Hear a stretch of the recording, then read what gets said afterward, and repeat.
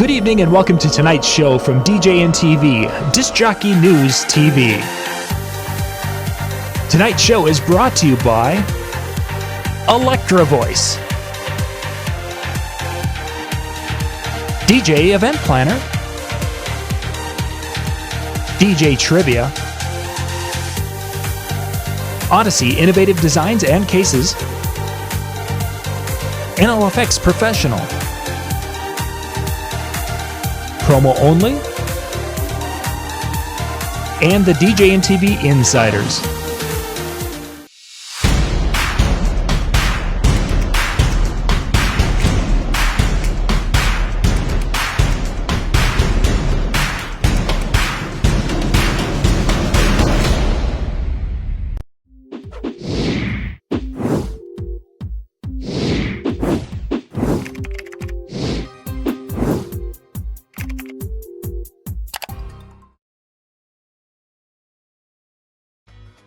DJ Event Planner will change the way you manage and run your business. Streamline all of your procedures and software into one easy-to-manage system.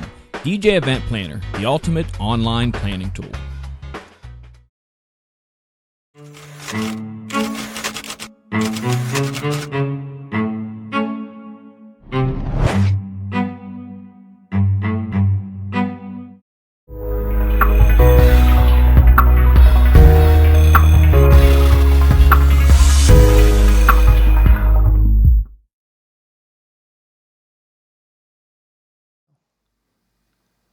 Well, hello everybody, and welcome to your Monday night show. Yeah, by the way, I apologize. Don't like adjust your eyesight. Your bifocals are not messing up. I'm on the bottom here, so maybe it's not that. Maybe it's not your bifocals. But in the midst of a move, my camera has gone missing. I know I have an idea. I think of where it's at. But anyway, so the deal is tonight I am using the old-fashioned web camera that came with the laptop, and as we can tell, it's just not the same. But anyway, tonight we got a great topic for you. John and I came together and we said, you know what, let's talk music. It's been a little bit since we've kind of really focused on some of the songs, and so we want to talk about some wedding songs that are hitting for you.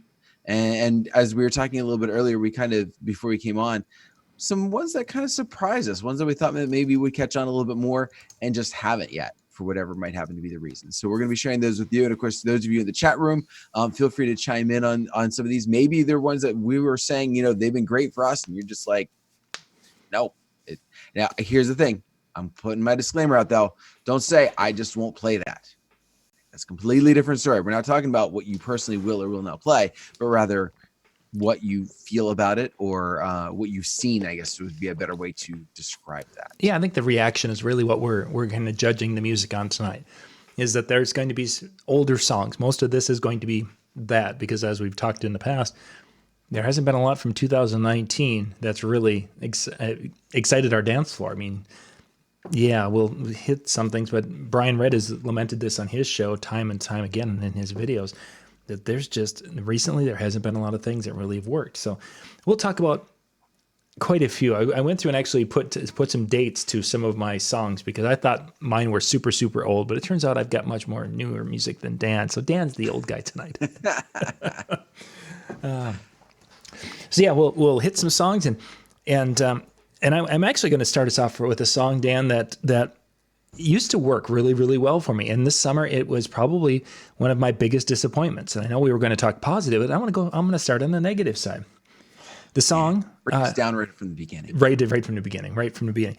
This song, back when I would play it with Megaseg, would play so much better, but it just hasn't worked this year. Maybe that's why. Could be. But the song from Neil Diamond, "Sweet Caroline." It really is one of those songs that's, you know, there's memes of this song being used in different capacities. This particular wedding season, I think I've tried it at virtually every wedding, and I have put it in a prime spot in a set where it should go. And it's just been a disappointment time and time again. And it's a few years back, it would be like, you know, okay, everybody, you know, do it. No, it's like I'm by myself. It's like me and the cricket, you know, that kind of a thing. I don't know why that has that has just been a flop for me this year. Now, see, I would say the complete opposite. Now, I'm not throwing it in every wedding, but I will say I've been hitting it, and it's as strong as it's ever been. There's been a couple weddings this year that I would actually say it was probably like, everybody was kind of here. I played that, and we got them to here. Wow. Like it just ramped them up. But again, I think it kind of depends upon your crowd. Are they a sing-along type of crowd? Sure. And I realize you're talking about throughout the wedding season, so you're probably not consistently having no sing-along crowds. But definitely that's where I think that with my group, when I went to there, I went, ooh, let's hit a couple more sing-alongs, like not right away, but throughout the night. So that is interesting. And you mentioned, so we'll bridge a sing-along song, which Sweet Caroline can have that moment, which could be you're identifying if a group is a sing-along song. The song that I use as a sing-along song, and I've been using it this way for years, is Don't Stop Believing from Journey, because it is that song. Now, that particular one has gone over gangbusters, which it has for a number of years. I mean, it's not like it's anything brand new. Ooh, wow, it's a new song on a dance. No, it's not. But the staying power of that, the sing-along capability of that, and then, of course, I love those little breaks in there, because most of the time when we're DJs, we absolutely hate the breaks, but I talk over the breaks. I can go and I can say, now everybody, let's put our hands together one more time for Robert and Susan. Yay! And now I want to hear all the drunk people sing your heart out. And it was a church wedding, and there's nobody singing. It's like so bad. But, I got over it. But what's funny? Exact opposite here. Not exact opposite. I shouldn't say it's not like your gangbusters and mine are like playing the dance floor, but I'm doing Don't Stop Believing. And it's been traditionally one of those songs that I've used towards the end of the night, kind of ramping into one of those final pieces. Mm-hmm. And yeah, not going over the way it used to. You still have people singing it out, but not quite the same as some of the others. Now, when you're playing Don't Stop Believing, do you do any kind of vocal prompting, a la Mike Walter? If you guys get a chance to watch any of his music lesson things, he talks about vocal prompting. And if you haven't seen it, he has a vocal prompting in the DJNTV Insider area. You can go to the DJNTV.com, join the Insider area, and you can see Mike doing a seminar there on vocal prompting a song. But is that something have you done that with Don't Stop Believing? I have not. And I wonder, outside of kind of like where you're talking about with the break, which was geared only at, some noise for the bride and groom, not the prompting to, hey, let's sing along, let's take that next step. And I think, as I'm thinking, of course, that's towards the latter part of the song. But at the beginning, we have that instrumental where the song starts and you've got the guitar going in the background. And everyone's like, oh, and they start to recognize it. And that's where I would be posting the song.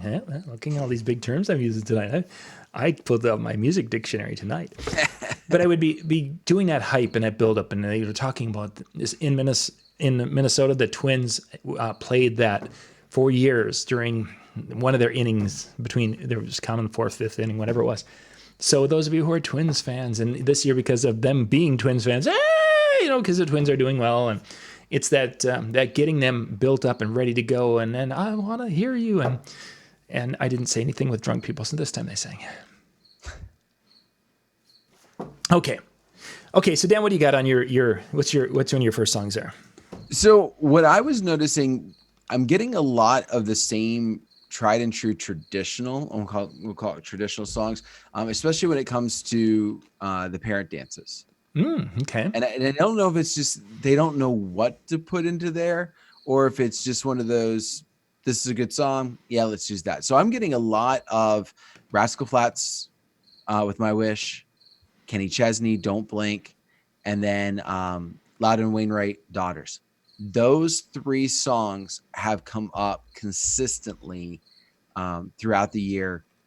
Every other wedding, I think Rascal Flatts, I think I had 8 weddings this year that all used that song as one of the parent dances. If it wasn't father-daughter, it was mother-son, and vice versa. So sure. Keep hitting that over and over and over again. That's interesting. I would agree. I've used Rascal Flatts more this summer than probably any other time, which was very interesting. I guess that one didn't make my list. But speaking of a song that's been used over and over at weddings during a specific part with wedding party introductions this year, I think I have used Bruno Mars' "Marry You." Oh, I think almost every wedding, either whether it's been part of I'm doing the ceremony and we've used it for the recessional, or we've used it for the wedding party introduction. Almost there might be one wedding I haven't used that in some capacity. So, and that was one of my newer songs at 2010. So That old. it's interesting how some music like that will just all of a sudden get there and people just like are hitting it. And I'm guessing part of it might be due to maybe a Wedding Wire article saying, here's a great introduction song type of thing. I don't know. Yeah, definitely kind of a different side to it. And I just realized my humidifier or dehumidifier just apparently clicked on. But anyway, so yeah, just kind of an interesting piece that would resurface. And I got thinking about it. You said 2010, so I'm wondering if it has anything to do with the fact it was 9 years ago, but I don't really see that one suddenly being something they were singing, as you know, as I've heard what the hairbrush song? Hairbrush, yep. And for those of you who aren't sure what Dan's referring to, these are songs that as young teenagers that the young ladies would have been singing into their hairbrush in their bedroom. So back in our day, that would have been, well, towards the end of our but it would have been things like Tiffany and Debbie Gibson, for those of you who grew up in that era. That would have been. And then as you moved into the 90s and some of the boy bands, it would have been a variation of that, but not with hairbrushes. They would have been singing into Mountain Dew bottles. Yeah, that's it. Okay, so what are we up to next? So I have two. While we're talking about kind of slow songs and that kind of thing, I've got two songs that surfaced this year, kind of a couple different times, and I've often wondered if it came into the Wedding Wire not type of thing where somebody saw it in an article. But when I've asked them about it, when they first was introduced, they're like, "Oh, I was just searching wedding songs, and these popped up, and I love them." One is from a group called Safety Suit, and it's "Never Stop," the wedding version. Never Stop. Yep. I've never heard it. This is a relatively short song, but it's very touching. The words are really cool. The way that they put them together. I mean, the lyrics are really, really solid, and from that standpoint, and it was introduced for the first time. It was beginning of April. I have used it in some capacity, maybe not every wedding, but maybe about every other. And it's consistently like gotten good response. Like they don't necessarily know it. This is one of those that's been kind of I've been a little iffy. I'm like, I don't know if they're going to know this or not, but it's slow. So they're more willing to just say, okay, I'm going to go with this. And it just absolutely does wonderful. And then another one, and I don't know how you say the name, but it may be Ruelle, Ruelle. And the song is I Get to Love You. Again, another one. This is a couple years old. Hadn't ever run into it, hadn't come across them at all. And suddenly, again, popping up and showing itself again. And again, another one of those that's really kind of cool. This one, however, while the Safety Suit one is one that I've kind of chosen to throw in, this Ruelle one is one that the brides are consistently asking for. This is a song that just happens to be on their list of stuff I want to hear, or it's being worked into the last song of the night, or I've used it a couple times as one actually used it as a walk-in, as a processional. So just kind of seeing it into the ceremony as well. That's interesting. Yeah, those are two I didn't even have it on my radar whatsoever. So I'll have to check those up after the show. I'm going to stay away from the big 2019 songs for now. We'll come back and hit those a little bit later. I'm going to go in a direction of a little bit older country song from Brooks and Dunn. This one, I still get occasionally people who are like looking for a slow belly rubber type country song, but they want something that can do more of a two-step type of a thing to that. So early in the season, I'm a fan of Neon Moon from Brooks and Dunn, and I played that one. And it really went over well. And it went over well from that 55 to probably 70-year-old group that wanted to get out there and dance to a country song. Because it's got enough of movement or enough of a beat to not be the really slow belly rubbing types, the real slow romantic thing, but yet it is just a nice tune. So Neon Moon from Brooks and Dunn has pretty much, and that might be regional, that works so well around central Minnesota. And I'm not going to say it would work everywhere, but for my weddings, it was one of the slower type songs that probably came in the top 3 for filling the dance floor, getting the highest percentage of people out onto the floor with that. I can't remember the last time I played that song. Yeah. But definitely something to kind of keep back in that back pocket. Yeah, precisely. That's really what it was. This is one of those things that somebody asked about it, and it's like, oh, this is one I would play occasionally. But this summer, it's moved to the front of the charts, the playlist. So what do you got? So I'll tell you what. Let's break away from the slow songs. We need to pep it up just a little bit here. So what would you say? Give me a song that you would say that has been. Maybe we'll stay away from the 2019s.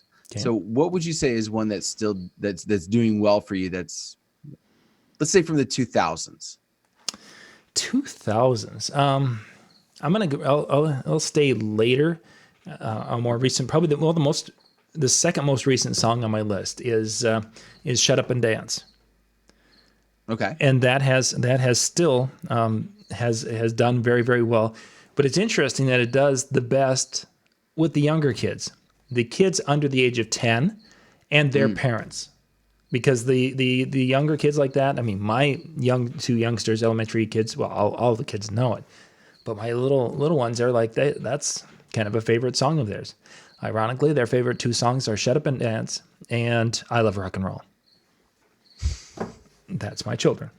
But for that particular tune has gone over very, very well, better than Uptown Funk or 24K. Is some of the other tunes that I thought would have been at that level. Getting into Uptown Funk, it's been a disappointment for me this summer.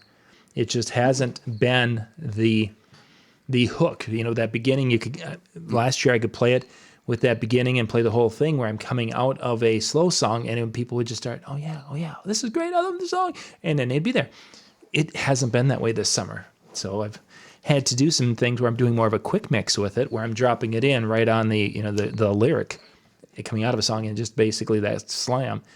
Then I've had much better success with it, but I just haven't done well with that one. It definitely doesn't have the attraction, the floor attraction power that it used to. Like I'm on the outskirts. Oh, that plays. I'm going to come in. I'm going to come onto the floor. I'm going to rush the floor for it. I'm going to dance to this song because I like this song. And then exactly like you said, the energy, unless you are doing something to keep that up, they're not wanting the full song anymore. No, and that's something that's been, as you said, that's been a this year thing. Last year, they wanted the whole song. It was almost like if you got out before that, it was like, wait a minute. Yeah, what's the rest of it? I like this song. And a couple of years ago, we were having a conversation about Uptown Funk, the songs that are going to have that staying power. And we were kind of using as a barometer, for like a better way to describe it, Flow Ride is Low. Because Flow Ride is Low is still one. That one will be like, and people come running to it. Can you play the Apple Bottom? You guys have heard them. And that was such a surprise to me, is that Low, you could start that thing, on even a song ahead on the album, and people would probably know what's coming and scream and run to the dance floor. And yet, Uptown Funk doesn't make that. So I wonder in about 5 years if Uptown Funk is going to make that comeback again, where it's going to be, maybe we just overplayed the song, and it'll make people got too used to it at weddings. It could be. It's become, like the modern age YMCA, for lack of a better way to describe it, for weddings. Now, with that being said, where I have had it requested a lot was for wedding party introductions. Oh yeah. I could see that. So it was almost like we want it apart, but we don't necessarily want it like main. So yeah, cool. Next, what do you got on? What do you have on your which direction? So I'm gonna go older. Nice. I'm gonna go older here, and not super old, but you want to think about the age of our your couples, just because majority of it anymore, it seems like where the sweet spot for them is going to be music that was late 90s, early 2000s. So couple songs that are just extremely, just like, again, everybody bum rushes the floor. Backstreet Boys, Everybody, Backstreet's Back. And then I will mix out of that into Spice Girls Wannabe. And usually I use the one breakdown that happens probably about halfway, 2/3 of the way through the song to go into it. And talk about having an energy level that's here and just taking it up a notch right there every time, because they love it. I mean, you get the couples and I'll even have a bride that I kind of be like, yeah, she'll be dancing around. Backstreet's coming and she all of a sudden like turns to her girlfriend. She's like, ah! And it's that effect of, again, that hairbrush song that we kind of alluded to before. Although, like you said, Mountain Dew bottle probably. But this time it's with a beer bottle and they're singing it out like crazy. Yeah, they're having some fun with that. So kind of going with the Backstreet. This summer I've had two of my grooms were in their mid-30s. And it just so happened in both cases that they and their buddies back in high school were lip syncing to some of the Backstreet songs. And the song that they jumped on was I Want It That Way. Mm-hmm. Because that's more of that. For those of you if you've seen some groups do this, they can have one step forward and he sings a little and the next one steps forward and lip syncs and they can do this thing. And at one of the weddings, he and his buddies were there. They hadn't done it since high school. And they're like, we think we can do it. And it was a hoot because they knew enough of it. They knew the song well, and they knew enough of when they needed to go forward. The backup dancing side of it was gone, but the front side of it was there. So it was a cool, and that was just a case of knowing that they were from that era and saying, did you guys do anything in high school at your dances when you were having something? Yeah, we did. My buddies and I did. Well, let me see. I think I half wonder if that's this generation's Righteous Brothers Unchained Melody. Or no, I'm not Unchained Melody. You've lost this. You lost that love and feeling. Yep. Just because that was the Top Gun, that was the Tom Cruise, and all the sorority guys fraternity guys for the longest time would want to do that at the weddings. And now that we've gotten to this point, that's gone. You don't see that happening. Instead, you see a Backstreet Boys, I Want It That Way. Something like that being used instead. Yeah, certainly. Let's see. So a song that I hadn't played for a while, and it's an old song, but it came back this summer because of a 2019 song. Billy Ray Cyrus's Achy Breaky Heart has been like one of the most requested songs this summer. Yeah, that people were wanting to hear Billy Ray Cyrus, his Achy Breaky Heart. And they're out there and they're dancing and singing along to it and having a great time. Obviously, we have a wide range because I've got people in their 20s who know the song because Billy Ray Cyrus was in Old Town Road and sang that in the remix version of it. And he brought that song, came back to the forefront this summer. I think I have played it probably from the second wedding in June, every wedding since then. And it's not because of me saying, oh, Billy Ray Cyrus is a great song, I'm going to play it. No, it's because people have come up and are like, can you play this song? And it worked on the floor time and time again. So that's one of those head scratchers that, wow. I mean, when it first came out, it was big for like this long or whatever it was. And then became kind of a joke for this long or, for a while. And then here we are today. Interesting that. I mean, it doesn't surprise me that it would come back around. It kind of surprises me that you're getting that significant of requests. Again, I mean, obviously we're a few states away from you, but not a single request. Nobody's asked for Achy Breaky Heart. Occasionally still get Old Town Road, type of requests coming in. But that's about where it stops with anything with him. So let's continue with Old Town Road. What's your response been to it if you played it this summer? Mediocre. Mine has been, I have only played it at one event this summer, and I've had more events where people came up and they're like, somebody in a wedding party is like, dude, you're not going to play Old Town Road tonight, are you? It's like, oh, it wasn't requested yet. You can't play it. If you play it, I'm gonna like go outside and just, because I all I hear is, it's all I hear on the radio, or all I hear in a bar, or all I hear. I've had more of that, and I have not had that. A song that has had such a polarizing, for whatever reason, whether it's overplay or whatever, but generally you don't have people coming up and saying, dude, my request is not to play a specific song. So Old Town Road is one of those that I haven't even queued up, because one time it was a wedding party, one time it was the bride, one time it was the mother of the bride. One time it was, I think it was the mother of the bride who wanted to hear it, so that's when it was played, and it did okay. It wasn't a Usher type of a thing when somebody mentioned that, which did not make my list. But when that was hot, it wasn't that type of a response whatsoever. Yeah, I would say the times that it's actually been requested, it typically happens to be weddings where there's a bunch of kids.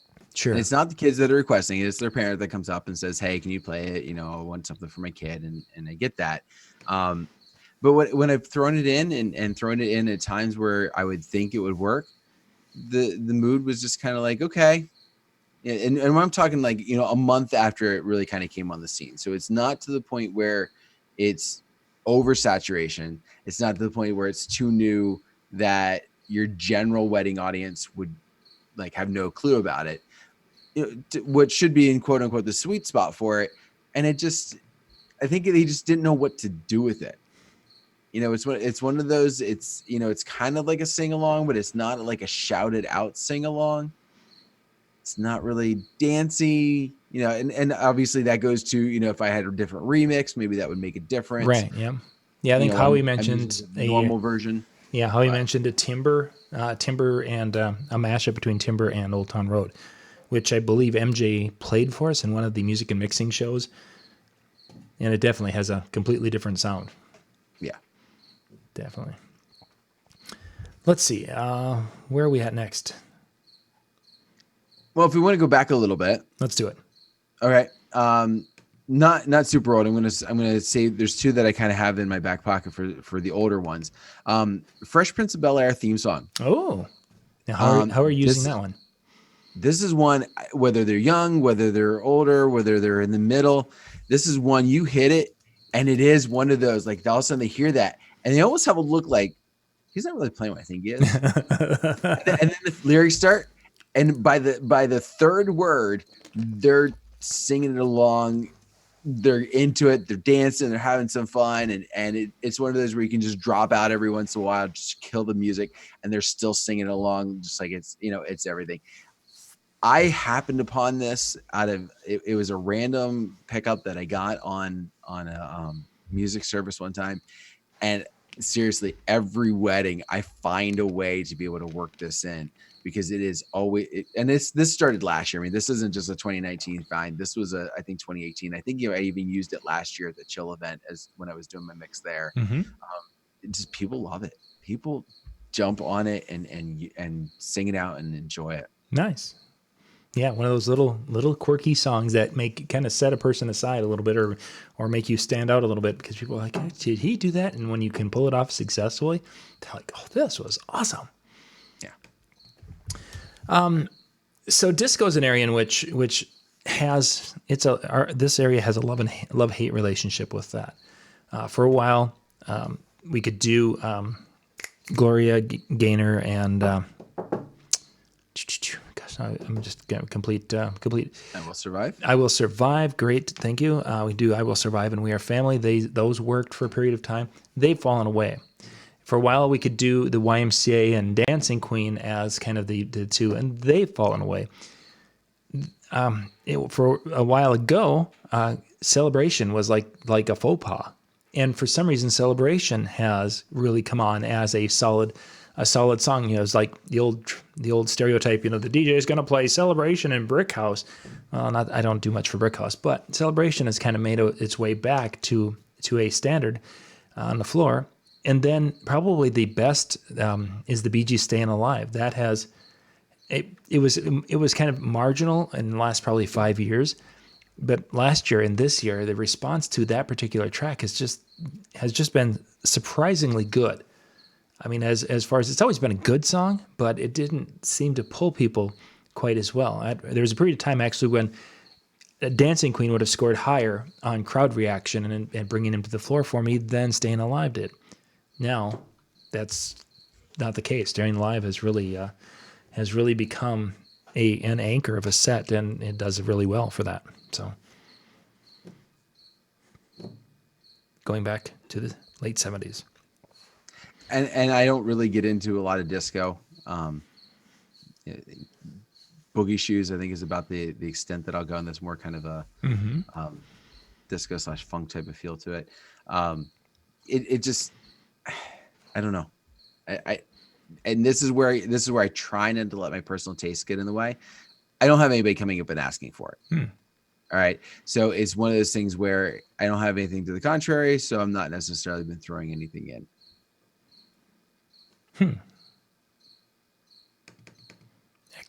Okay. What do you got?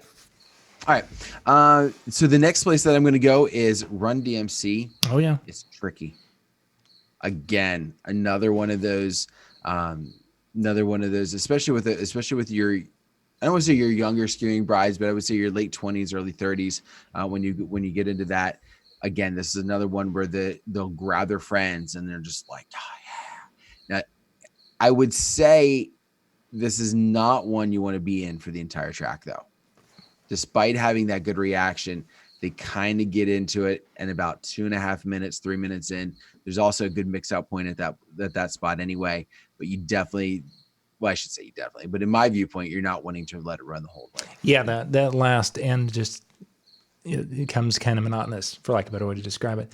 Do you play the beginning, or do you jump right into where they get into the vocal with that one? Depending on how my mix is. Okay. Depending on what I'm coming out of. So if I'm coming out of something and I want to do that, kind of like what you mentioned with Uptown Funk, where you get that beginning hook and you want to catch it, I will actually do it's the version I have, it's like it starts out with that and then it hits. And when I do that coming out of that type of a track, it's great. If I'm into something upbeat and I'm wanting to mix in, I will jump into, I forget exactly where my cue point is actually at, but it's more of you're right into the beat. You're jumping in a little bit farther. Maybe even starts with the chorus. It's tricky. Just something that there's no question where it's at. Mm-hmm. They can hear my cricket in the background. It must be moving in. The cricket's like right outside the door. This is an exterior wall right behind me, and it's right outside the door. And I opened the door and looked for it, and I can't find it. So I apologize for the cricket noise you guys are hearing tonight. It's that time of year where we have them. Okay, let's see. So kind of going, I'll try to see if there's anything that fit in that. Yeah, this is a little bit newer than that, but I'll say any more upbeat. Is Fergalicious, we had this conversation that it was going over really well at high school dances, and the whole jump from Wannabe and then jumping to Fergalicious has just been crazy, the response to that. And you're seeing 40-some-year-old women out there who are just absolutely going, bananas to dance and sing along to Fergalicious and knowing all of the words to the song, which kind of surprised me. But Fergalicious has proven it is not only a school, the prom song, but it's been making doing really well on the wedding floor or the dance floor this summer. So another one that kind of has resurfaced in strength. And for some of you, you may be like, it never really went away from me. Yeah. But Whitney Houston, I want to dance with somebody. And to the point that they want it from the beginning, like they want that lead in. Like that, like when I've used it, and because I've always been, I hate the beginning. It just, I think it's like 40 seconds. And it just takes forever. Yeah. But depending upon what, again, it was one of those, depending on how I was mixing in, I played it and I was like, really? Like they're into this. They shouldn't be this into this yet. Like, okay.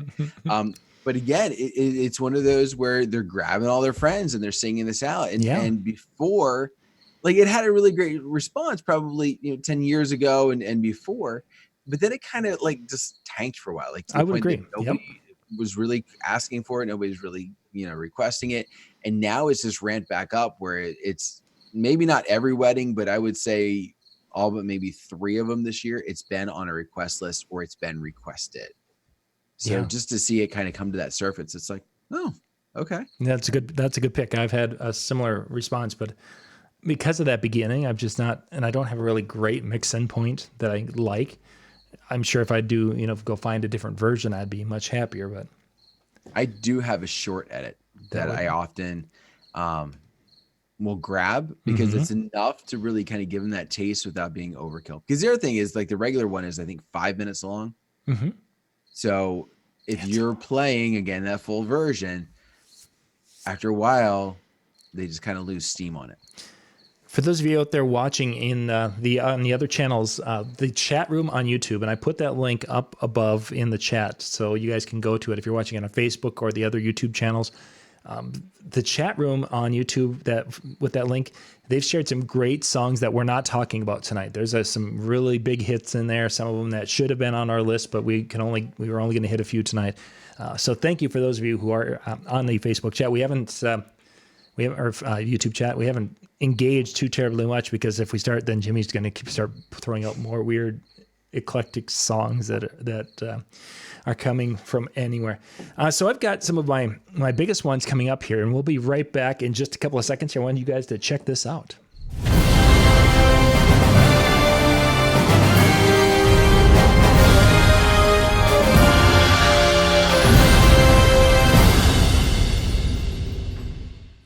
And we're back. We are back. So for those of you who just saw that and you're like, what's up with that? DJNTV, we're going to be going to Las Vegas in February of 2020. We're going to be co-locating a show in Las Vegas with the Photo Booth Expo. If you've been to Photo Booth Expo, it is the biggest event in the entertainment industry for end users. There's NAMM that's bigger, LDI that's bigger, but for DJs or photo booth operators, anything like that, this is the biggest show. There will be close to 5,000 people at South Point. In that crowd, there's probably going to be about 1,000 people who DJ. And we're going to be there helping create the educational content for next year's show. So you guys can go out to, if you type in djntv.com/Vegas, that will take you to the event page where we're going to be starting to, after Labor Day, we're going to be dropping more information about who's going to be speaking and who's going to be, what the topics are, and we're going to be introducing the theme and all these different aspects of it. But that will be coming up February. It's February 24th through the 27th of 2020 at South Point. Flights are cheap in February. South Point is inexpensive to stay at.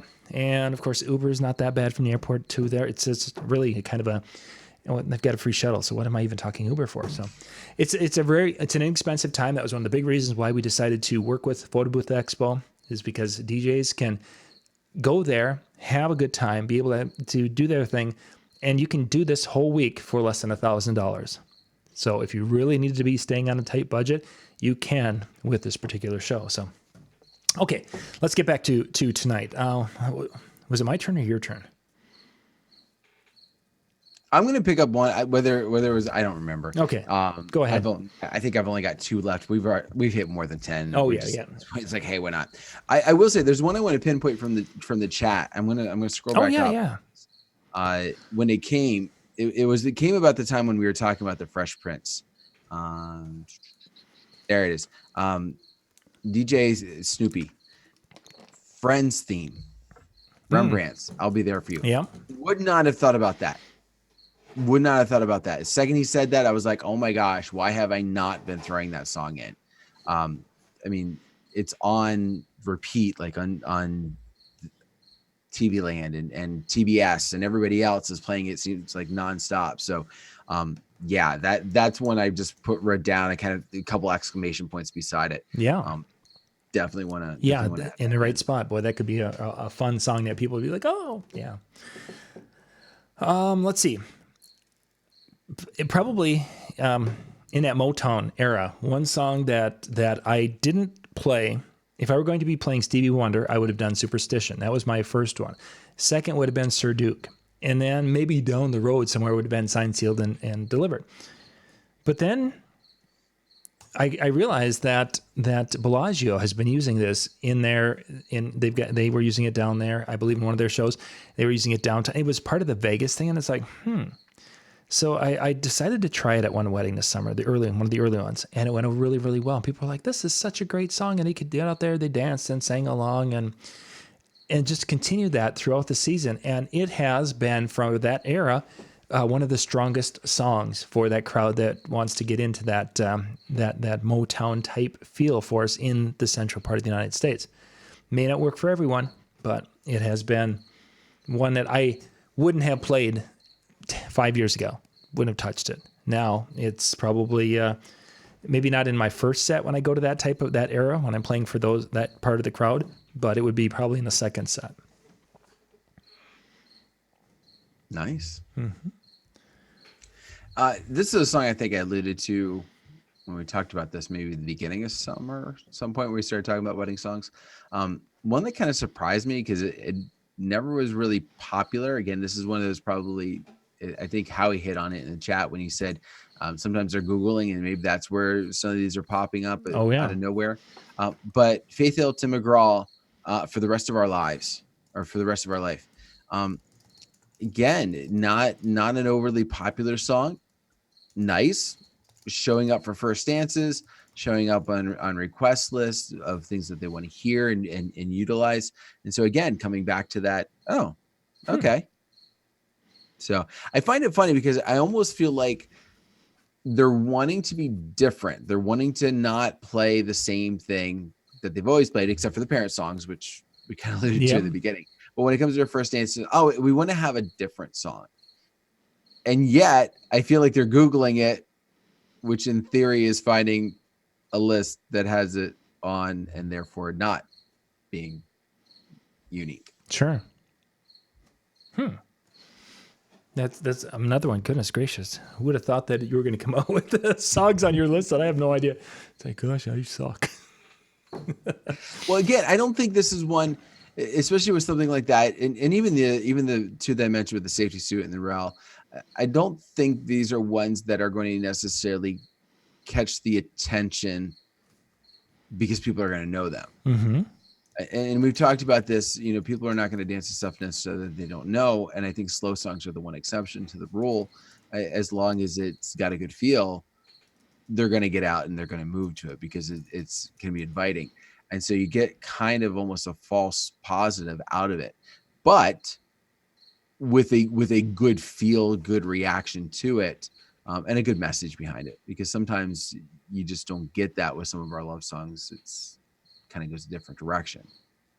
Speaking of one particular artist that was not, it didn't hit any of our really music services that I've had requests from is Coffee Anderson, who is I don't know if I think he is a country, as far as a full country. I don't think he's a crossover. I think, but there's a couple of songs that he's done, some Christian songs, and I've had some weddings where they've been a Christian wedding and they wanted his version of a song or two. And then he had Better Today, I think is his. And it says on a lot of people have used it on a YouTube video. It's like the best wedding song ever. And I think that's what happens is that people start to type in, what's the best first dance song? And somebody had titled, a Coffee Anderson song as that. And they're like, oh yeah, well, I'm going to do that one. So, but I'm going to stay in the slow song. One of my newer songs was from 2011, 1,000 Years. Is one of those, is a ballad that has gone over better than Thinking Out Loud or Perfect, which I wonder if it's a case of where overplayed, and 1,000 Years is still has that kind of that beautiful kind of almost semi-haunting type feel to it, but yet it goes over very, very well. That's been when I need to have that floor filler. At one time it would have been Unchained Melody. At one time it might have been Eric Clapton with scary that we think the same song. Wonderful Tonight. And now I've moved to this one as my kind of go-to slow song. I've got two left, Dan. So let me while we're talking about 1,000 years. So I haven't utilized it too much in the reception because it almost is a guaranteed song that's still going to be used in the wedding ceremony, Mm-hmm. but the piano guy's version. Yes. So that if a bride doesn't walk down to something traditional, She's probably walking she's to that. walking down to 1,000 years. Like it's just that's the way it ends up going. So That's very true. I two of the ceremonies that I did sound for, we did use it. Either one was for the candle piano guys, and one was the processional.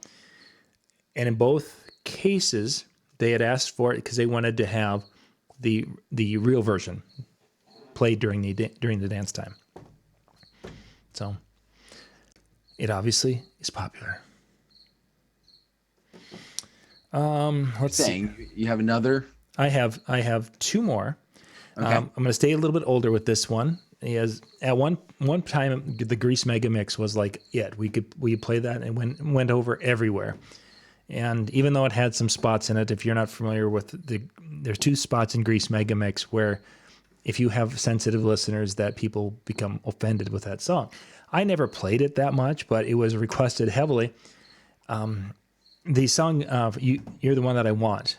This particular summer, I actually did one of them, one of the Grease Mega Mix. It was a flop. You're the One That I Want has been one that's been kind of a strong song as the beginning of a set.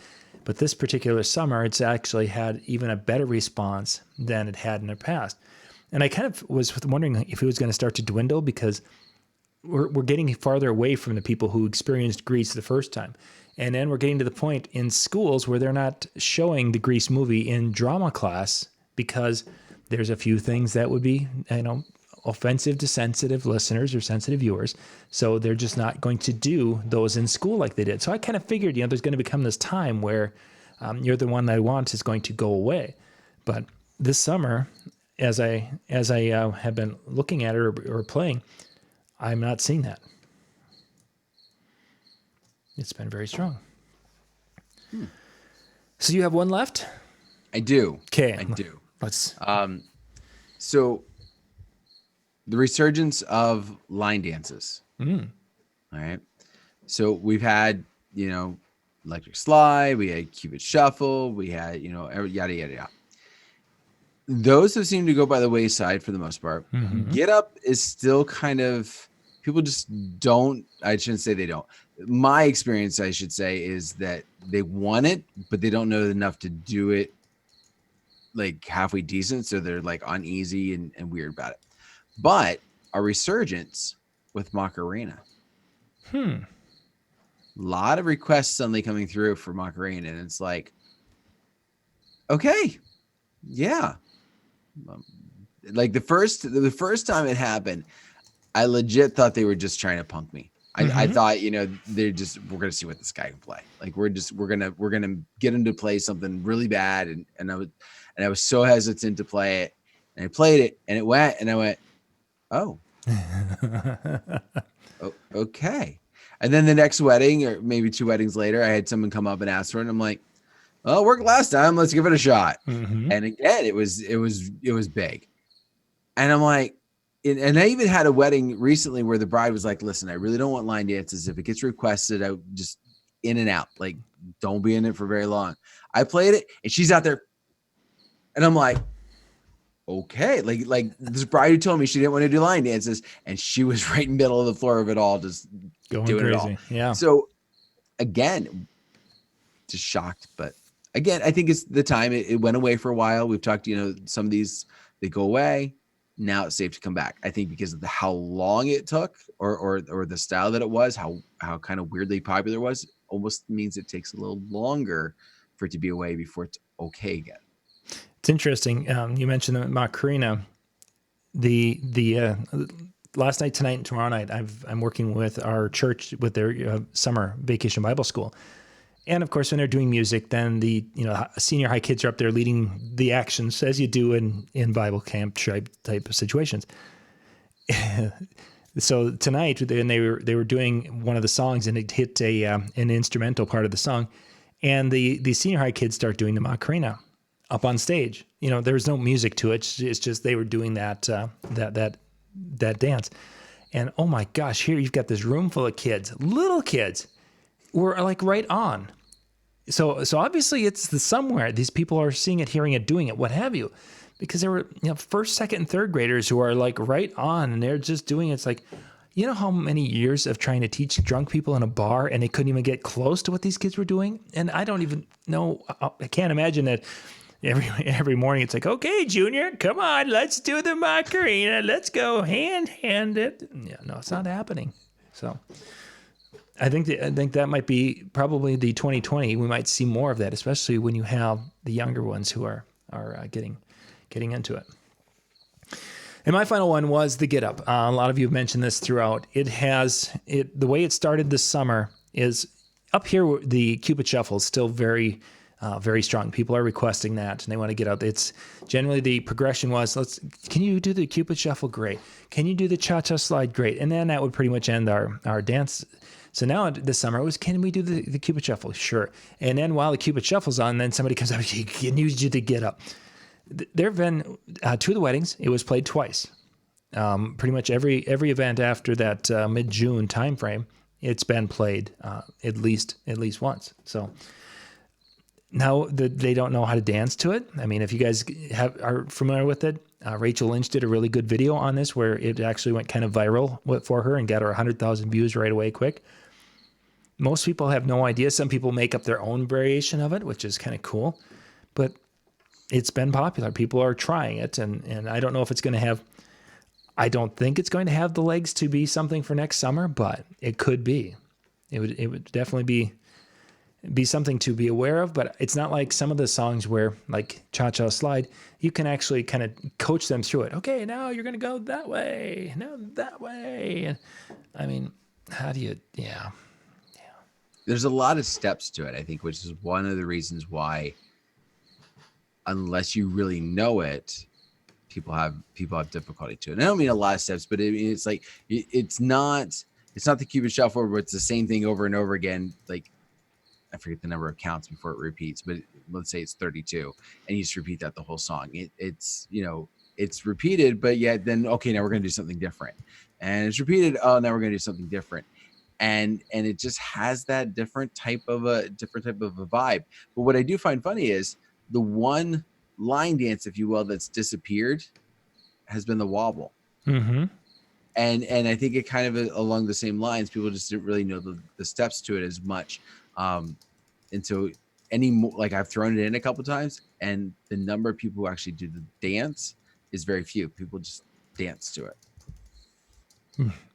Yeah, and it's not the greatest dance song for if you're not doing a... Right. Yeah. Yeah. Cool. Well, that's my list, and that's Dan's list. You guys have had some great songs in the chat room tonight. We didn't get a chance to talk about a lot of those out there. Yeah, the wobble still goes really well at high schools here, but weddings, it's dead. There's nothing there whatsoever for that. So right. Great. We're going to wrap things up. Tomorrow night, Brian and I will be back, and it will be at 10 o'clock Eastern at our regular time. Everything should work out that I can finish up VBS. Be back for tomorrow night's show. Tomorrow night, we're going to be talking about those of you out there who are lighting hitmen, and you're going to have to tune in to find out a little bit more about what that means. But I think it'll be kind of an interesting show here to hear us talk about some lighting situations and kind of define yourself as a lighting person. So, yeah, okay, they're talking about the Macarena. So, just for clarification's sake, though, you're not going to take your wireless upplate and hit somebody with it. That is not what we mean. Okay, great. You just ruined my part of the show. Yeah. Don't forget. But if you actually hit somebody with it, they might want to tune in just to see that. They might, especially if it would be one of those shows where I let's see it. So you're on that side of me. So if I would like take the light and go like that, and then have someone in Brian's room bonk, Yeah, no, that would be good. That would be good. Once again, they'll go to djntv.com/Vegas. That'll take you to the Facebook page. Go out there, click on that. If you're interested, if you are would be liking to come out there, what have you, that way you'll get notifications when we post things. And I'm pretty much the only one who's going to be posting things there when it comes to the event. So that way you're not going to get bombarded with a bunch of stuff. So if you want to go there and basically, put notifications on, your only thing you're going to really find there is going to be speaking the schedule. I'm not going to be doing anything beyond just the important things you need to know to be part of that experience in Las Vegas for 2020. So, yeah, Dan, I think it's time. Wrap it up. All right. Well, thank you very much for taking a time out of your Monday evening to join us, or if you listened or watching throughout the rest of this week, thank you very much for spending some time with us. Hopefully, you found some of the same tips that we did, but in the same respect, even more so, I'm hoping it gave you some courage maybe to try some tracks that you hadn't thought about or really just haven't seen much response with in the past and go, yeah, maybe we try that one again. That's the whole purpose of tonight. But thank you very much. You have a wonderful evening, and we'll see you next time. Bye-bye, everybody. Bye.